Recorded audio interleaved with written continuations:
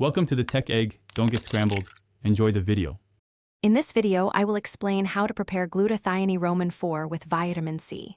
First, always ensure you have a sterile environment and all your supplies ready.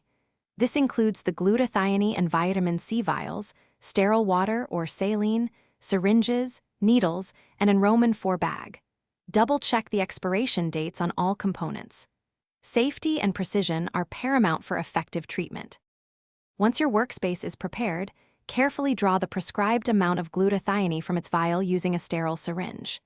Then, using a separate sterile syringe, draw the correct dosage of vitamin C. Gently inject both medications into a sterile Roman 4 solution bag, such as normal saline or sterile water. Mix the bag thoroughly, but gently to ensure even distribution of the compounds. Proper dilution is crucial for patient safety and efficacy.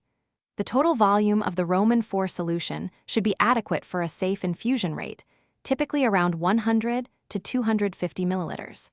Always ensure the final solution is clear and free from any visible particles. If you notice any discoloration or cloudiness, do not proceed with the infusion. Discard and restart the preparation. Before administration, perform a final check. Label the Roman 4 bag with the patient's name, the medication contents, and the date and time of preparation.